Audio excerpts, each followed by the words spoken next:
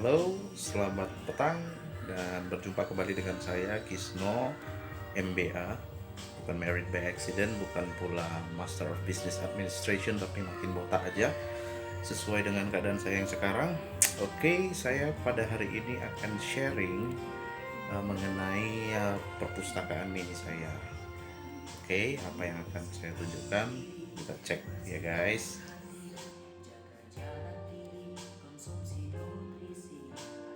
Oke guys, rekan-rekan, seperti yang saya akan janjikan tadi, saya akan sedikit bobok, bongkar-bongkar bok, bongkar-bongkar buku. Oke, kita lihat di sini ada dua baris ya. Ada dua baris di bagian dalam ini bacaan ketika saya kuliah ya, berhubungan dengan seputar linguistics ya, seputar riset ya, termasuk kamus-kamus tertentu, ilmu-ilmu linguistik terapan juga. Oke, di bagian depan ada banyak sekali buku-buku yang lumayan fresh, lumayan baru ya. Salah satu yang saya paling suka itu adalah ini, antologi Surat dari dan untuk Pemimpin. Kenapa? Di dalamnya ada berbagai nasihat, surat-surat dari para orang-orang besar di Indonesia, para pemimpin.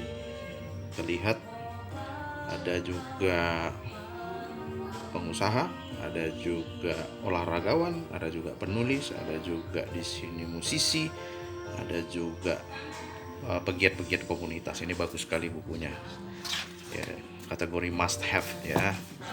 Kemudian yang berikutnya adalah saya juga, nah ini juga cukup recommended, Berpikir Kritis Kecakapan Hidup di Era Digital oleh Lai Kasdin Sihotang. Oras Lai, terima kasih telah menulis buku yang baik ini ya. Ini boleh jadi referensi yang baik juga untuk pelajar dan mahasiswa. Kemudian ada juga buku lain yang main favorit, Politik Pendidikan oleh Paulo Freire, salah satu filsuf dan mantan Menteri Pendidikan Brazil. Ada juga Pendidikan Sebagai Proses oleh Paulo Freire juga. Selain itu ada buku ya, Seni Berbicara, Retorika dari Aristoteles. Oke, salah satu buku lain yang sangat saya sukai adalah, nah ini dia ya, Jean-Paul Sartre pengarangnya ya, filsuf eksistensialisme dari Prancis. Dengan judul The Power of Words, Kekuatan Kata-kata, Filosofi Menulis dan Membaca. Oke, kemudian ada buku lain. Ini kitab wajib kesekian ya setelah kitab suci. Nah, ini buku Revolusi Industri Keempat. Jadi kalau mau tahu peradaban masa depan di abad 21 itu seperti apa, buku ini sangat saya rekomendasikan ya. Revolusi Industri Keempat, penerbit Gramedia, karangan Klaus Schwab, tahun 2019 kalau nggak salah terbitnya. Oke, ini recommended sekali untuk jadi bacaan sehari-hari. Oke, ada juga mungkin karena cara saya memanage waktu yang belum baik, ada buku-buku yang belum saya baca. Contohnya satu Yuval Noah Harari ini, 21st Lessons, 21 adab untuk abad ke-21 ya. Ini belum sempat saya baca, masih fresh banget guys ya.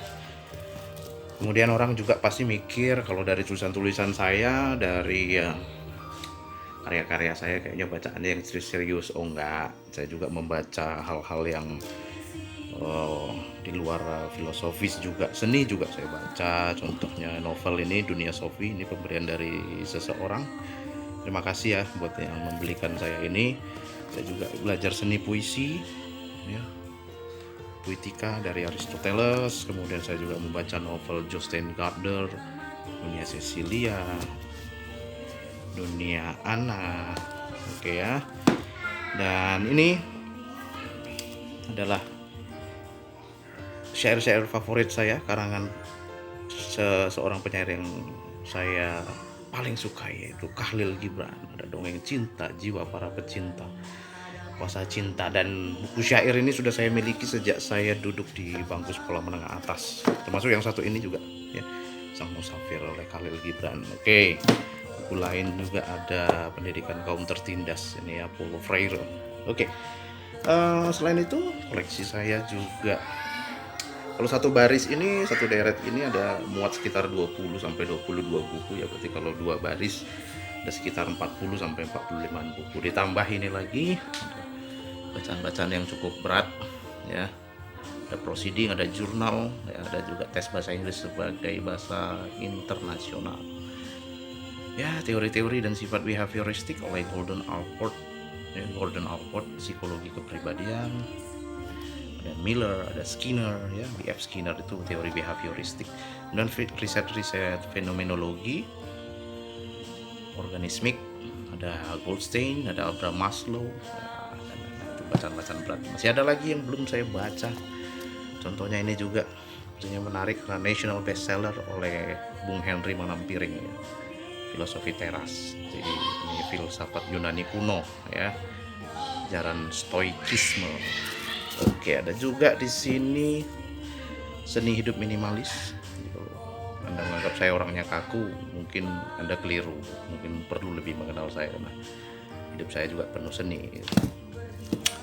Nah, ini sebuah seni juga untuk bersikap bodoh amat. Di pendekatan yang waras demi menjalani hidup yang baik. Oke, saya kira itu aja yang mau saya share dalam rangka Hari Buku Nasional Indonesia.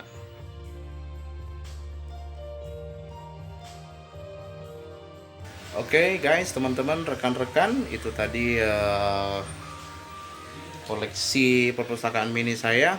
Selamat Hari Buku Nasional yang ke-18 tahun 2020. Salam literasi, salam hening, dan salam gigih.